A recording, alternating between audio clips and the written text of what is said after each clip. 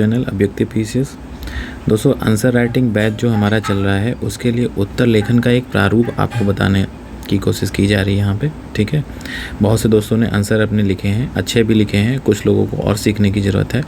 इसमें एक प्रारूप आपको बताया जा रहा है जिसके माध्यम से आपको एक इतनी तो बेसिक इन्फॉर्मेशन दे दी जाएगी कि कोई भी क्वेश्चंस अगर आते हैं, ठीक है, तो उसको कैसे आपको हैंडल करना है, किस तरह से उसका एक फॉर्मेट होगा, कैसे उसमें डायग्राम, फ्लो चार्ट या मेन बॉडी में पॉजिटिव या नेगेटिव पॉइंट्स आपको लिखने हैं, ये सारी चीज़ें बताई जाएंगी। और साथ ही वे फॉरवर्ड भी अगर कुछ है तो आप उसमें कैसे दे सकते हैं, कैसे स्पेस छोड़ना है, ये सारी डिटेल्स बताई जाएंगी। इसके अलावा कुछ वेन डायग्राम को बताया जाएगा कि कैसे इनका यूज़ किया जाएगा, ठीक है। और इसके अलावा एक प्रश्न का पैटर्न अंतर को लेकर के आता है कभी कभी, तो उसके फॉर्मेट को भी देखेंगे, ठीक है दोस्तों। तो चलिए स्टार्ट करते हैं। ये एक फॉर्मेट आपको सामने दिख रहा होगा स्क्रीन पे उत्तर लेखन का। इसमें क्या है कि इंट्रो है, जैसे कि मान लीजिए ये इंट्रो आपने शुरू किया किसी क्वेश्चन का, ठीक है। तो इंट्रो में आप मान के चलिए यहाँ तक, ये आपको दिख रहा है, यहाँ तक आप स्पेस छोड़ेंगे। उसके बाद आप इंट्रो शुरू करेंगे और ये मैक्सिमम 3 से 4 लाइन तक का होना चाहिए इंट्रो, ठीक है। इससे बड़ा इंट्रो होगा तो एग्जामिनर को पढ़ने में मज़ा नहीं आएगा, ठीक है, और वो बड़ा दिखेगा, क्योंकि इंट्रो में आप सरसरी निगाह से देखते हैं कि आपको उस टॉपिक से रिलेटेड बेसिक समझ है या नहीं, यानी आप उन वर्ड्स को पकड़ पा रहे हैं या नहीं, ये इसमें दिखाया जाता है। इसके अलावा मेन बॉडी होती है। मेन बॉडी आपने जैसे यहाँ से शुरू की, ठीक है, 1 लाइन या 1.5 लाइन में आपने मेन बॉडी के संदर्भ में कुछ बातें कहीं, उसके बाद आप उस टॉपिक से रिलेटेड जो भी कंटेंट है वो मेन बॉडी में आप लिखेंगे। इसके अलावा ये आप देखेंगे इस तरह से मैप का एक फॉर्मेट दे रखा है, यहाँ पर आप मैप है या वेन डायग्राम को बता सकते हैं। तो आप या तो इस साइड में इस तरह से बता दीजिए, ठीक है, साइड में बता सकते हैं तो साइड में बता दीजिए, या आप सेंटर में बनाना चाहें तो ऊपर नीचे कंटेंट लिख सकते हैं, ये दोनों चीज़ें कर सकते हैं, ठीक है। मान लीजिए ये 200 वर्ड्स का क्वेश्चन होता, ठीक है, तो पहले पेज में आपने 3 से 4 लाइन की आपने भूमिका लिख दी। उसके बाद आपने मेन बॉडी से स्टार्ट किया, मेन बॉडी में आपने 2 या 3 लाइन लिखी, उसके बाद आपने इस डायग्राम को, फ्लो चार्ट को बना दिया। उसके बाद फिर कंटेंट आपने लिखना शुरू किया। आप कंटेंट लिखते हैं, 1 पेज लिखते हैं, 2 पेज लिखते हैं, दूसरे पेज में मान लीजिए आपने आधे से ज़्यादा पेज तक लिखा, मान लीजिए यही वो आधा से ज़्यादा पेज है यहाँ तक। इसके बाद आप वे फॉरवर्ड देख लीजिए। वे फॉरवर्ड में मान लीजिए कोई इकोनॉमिक्स का क्वेश्चन है या सोशल जस्टिस का क्वेश्चन है, सोशल इशू का क्वेश्चन है, तो उसमें आप वे फॉरवर्ड दे भी सकते हैं, या डिज़ास्टर मैनेजमेंट का क्वेश्चन है उसमें वे फॉरवर्ड आप दे सकते हैं। तो वे फॉरवर्ड में आप कम से कम 4 से 5 पॉइंट आप बता सकते हैं। इससे एग्जामिनर को ये पता चलेगा एज अ सिविल सर्विस जो है एस्पिरेंट, आपके अंदर वो सोच है जिसके माध्यम से आप चीज़ों को सॉल्व कर सकते हैं। तो ये एक बोनस पॉइंट हो जाता है। जैसे मान लीजिए आपको 5 नंबर मिल रहे हैं तो ये 1 नंबर एक्स्ट्रा आपको दिला देगा वे फॉरवर्ड। हाँ, लेकिन अच्छा होना चाहिए वे फॉरवर्ड, ये नहीं कि आप कुछ भी लिख दें, है ना। तो इसके बाद आप देख सकते हैं निष्कर्ष। निष्कर्ष दोस्तों जब भी आप लिखें तो आप यहाँ से मत शुरू करें। मैंने बहुत बच्चों की कॉपियों में देखा ही वो यहीं से शुरू कर देते हैं, तो ये देखने में उतना आकर्षित नहीं लगता। आप 10% जगह छोड़ें, उसके बाद आप यहाँ से शुरू करें निष्कर्ष। और निष्कर्ष भी आप ज़्यादा से ज़्यादा 4 से 5 लाइन का लिखें। इससे ज़्यादा बड़ा निष्कर्ष लिखने का कोई मतलब वैसे भी नहीं बनता है, क्योंकि मेन बॉडी में आपने कंटेंट को समझा दिया है, ठीक है। इसके अलावा आप निष्कर्ष में लिखना कैसे, मान लीजिए कोई भी क्वेश्चन आता है आपका, उस क्वेश्चन को लिखने के बाद अगर आपको लगे कि एसडीजी के किसी भी गोल, जो 17 एसडीजी के गोल हैं उनमें से किसी भी गोल से आप रिलेट कर सकते हैं, तो आप एसडीजी को उसमें ऐड करके दिखा दीजिए कि ये क्वेश्चन में जो टॉपिक है वो कैसे एसडीजी की डिमांड को पूरी करता है, या सरकार को एसडीजी 17 पे कदम उठाने चाहिए जिसके माध्यम से ये डिमांड पूरी होगी। इसके अलावा आप संविधान के किसी आर्टिकल से, किसी जो है भाग से आप जोड़ सकते हैं जिसमें उस चीज़ के संदर्भ में कोई बात कही गई है, ठीक है। अब ये तो आपका हो गया एक सीधा सा फॉर्मेट जिसमें आपने इंट्रो लिखा है, मेन बॉडी लिखी है, ठीक है, पॉजिटिव और निगेटिव एस्पेक्ट पे बात कर ली है, डायग्राम फ्लो चार्ट का यूज़ कर लिया है। इसके अलावा वे फॉरवर्ड आपने बताने की कोशिश की है कि ये वे फॉरवर्ड हो सकता है। इसके अलावा निष्कर्ष हो गया, ठीक है। अब हम ये देखेंगे कि ये जो फ्लो चार्ट हमने यूज़ करना है तो ये कैसे बनेगा, ठीक है, कैसे फिट होगा, कैसे बनेगा, कौन सा जो फ्लो चार्ट कैसे बनाएंगे, तो हम लोग देख लेते हैं यहाँ पर मेन बॉडी के लिए, ठीक है। थोड़ा पेन चेंज कर लेते हैं। मान लीजिए कोई भी क्वेश्चन है, ठीक है, उसके कई, जैसे मान लीजिए कोई आप क्वेश्चन में कारण बताना चाह रहे हैं, उसके 5-6 कारण हैं, ठीक है। तो आप ये भी कर सकते हैं कि शॉर्ट में आपने ये डायग्राम बना लिया, ठीक।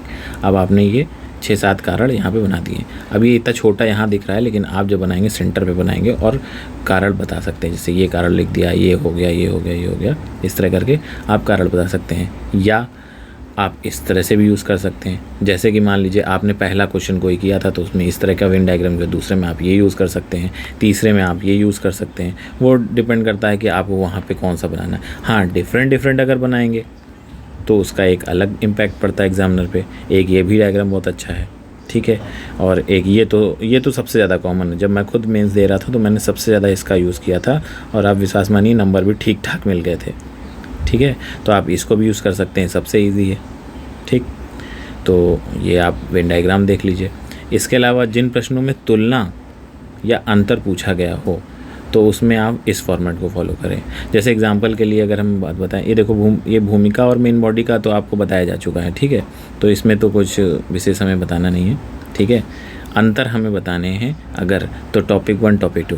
एग्जाम्पल के लिए अगर हम एग्जाम्पल एक माने कि मान लीजिए आपसे शीतोष्ण कटिबंधीय चक्रवात, ठीक है, और आपका ट्रॉपिकल वाला जो होता है उष्णकटिबंधीय चक्रवात, ठीक है, इनमें अंतर पूछ लेता है चक्रवात में, ठीक, इसमें अंतर पूछ लेता है।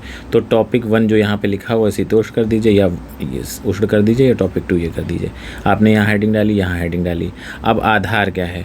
अब जैसे कि ये जो शीतोष्ण वाले चक्रवात होते हैं वो आपके 40 to 60 डिग्री के आसपास बनते हैं, या 60 डिग्री के आसपास बनते हैं, जहाँ पर गर्म और ठंडी हवाओं का जो है कोलिजन होता है। तो आप यहाँ पर अक्षांश लिख सकते हैं। अक्षांश मतलब ये यहाँ पर ये नहीं, अक्षांश आप लिख देंगे, ठीक है। तो अक्षांश होगा, यहाँ पे आपने लिख दिया कि 60 डिग्री से 65 डिग्री के आसपास, ठीक है। यहाँ पे आपने लिख दिया कि 10 डिग्री से लेकर के 23 डिग्री के साउथ या नॉर्थ में, यहाँ भी साउथ या नॉर्थ में, ठीक है। तो ये आधार लिखा, दोनों की स्पेसिफिकेशन बता दी, फिर एक आधार लिखा, स्पेसिफिकेशन बता दी, फिर आधार इसे। तो इस तरह के फॉर्मेट में आपको ज़्यादा से ज़्यादा नंबर मिलेंगे, ना कि आप इधर एक बार इसका लिखते हैं शीतोष्ण का, फिर आप उपोष्ण का लिखते हैं, फिर आप शीतोष्ण का, फिर उपोष्ण का। तो इसके मुकाबले में ये पैटर्न एग्जामिनर को ज़्यादा अच्छे से समझ में आता है, ठीक है। तो इस पैटर्न को अगर आप अंतर वाले क्वेश्चन में अपनाएंगे तो ये आपको ज़्यादा फ़ायदा करेगा।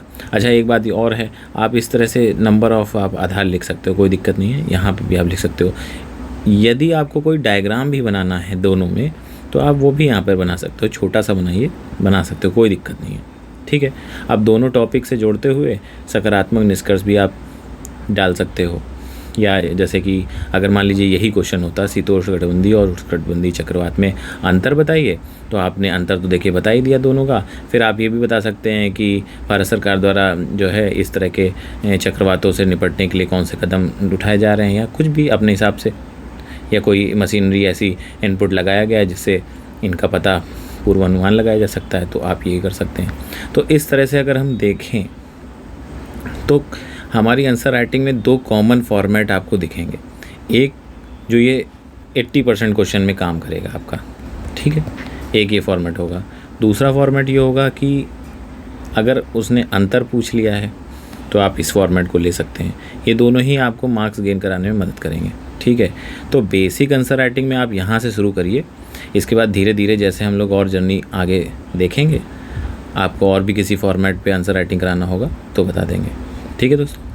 तो ये दोस्तों वही प्रमोशन वाला मामला, ठीक है। ये आप देखेंगे नहीं तो समझेंगे कैसे कि कौन से बैच की बात हो रही है, ठीक है। तो दोस्तों योद्धा बैच है, ये ऑलरेडी आप जान रहे हैं, जिन्होंने ज्वाइन किया है उनको पता ही होगा। ये डेली आंसर राइटिंग प्रोग्राम आपका चल रहा है। यूपी स्पेशल पेपर 5 और 6 के लिए 200+ प्रश्नों की प्रैक्टिस कराई जाएगी और पूरा सिलेबस जिसमें कवर्ड हो जाएगा।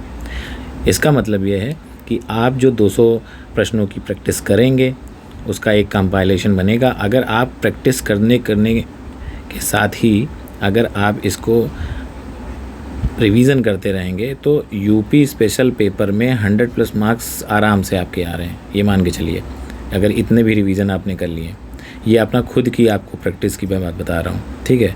तो इसमें तो आप निश्चिंत रहिए कि 200 प्लस मार्क्स आराम से आप ले आओगे, मतलब 100 प्लस एक में, 100 प्लस दूसरे वाले में, ठीक है। बस खाली ये डेली आपको प्रैक्टिस करते रहना है। आप अगर प्रोग्राम से जुड़े हैं तो आप इसको समझ सकते हैं, देख लेंगे।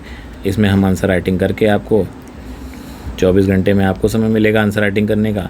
48 आवर्स यानी कि प्लस 24 में आपको कॉपी चेक करके मिल जाएगी। एक मॉडल आंसर भी हम आपको प्रोवाइड करेंगे, ताकि जो लोग आंसर राइटिंग कर रहे हैं, बेसिक ज़रूरत पड़ रही है कि नहीं समझ में आ रहा है आंसर, तो आप उससे ले सकते हैं।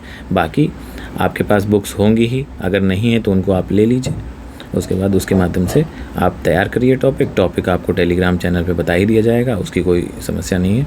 बाकी 22 दिन का ये प्रोग्राम है। 22 दिन का प्रोग्राम इस तरह से है कि एक महीने में आपके जो करीब 8 दिन ऐसे होंगे जिसमें संडे सैटरडे होगा, जिसमें वीडियो डिस्कशन के माध्यम से आपको गाइड किया जाएगा, ठीक है। 8 दिन ऐसे हो जाएंगे और 22 डे आंसर राइटिंग चलेगी, ठीक है। पर्सनल मेंटर से आपको कोई दिक्कत हो, आप टेलीग्राम ग्रुप पे क्वेश्चन कर सकते हैं, पूछ सकते हैं। इवैल्यूएशन आप देख ही लेंगे। 23 मई से दोस्तों एक पेज शुरू हो चुका था। अभी डे 1 डे 2 की आंसर राइटिंग हुई है, तो आप चाहें तो ज्वाइन कर सकते हैं। बैच की जो कीमत है, मान लीजिए ये आंसर राइटिंग चेक करी हमारी टीम, तो आप जो भी इसको समझ लें, ये 399 रुपये है, जो कि बहुत ही मामूली सा है। बाकी आप अपने हिसाब से देख लीजिए। बाकी वीडियो गाइडेंस तो आपको मिलता रहेगा। जी बैच से भी आप जुड़े रहें, उसमें भी आपको फ्री आंसर राइटिंग होती रहेगी। उसमें एक कॉपी हम चेक करते हैं, ठीक है। एक कॉपी कोई भी हम चेक करते हैं, और उसमें किसी की भी कॉपी वो हो सकती है। बाकी आपको डेली चेक करानी है, ठीक है, तो आप बैच ज्वाइन कर लीजिए, ठीक है दोस्तों। तो चलिए दोस्तों, हम मिलते हैं नेक्स्ट वीडियो में। Thank you so much. जय हिंद।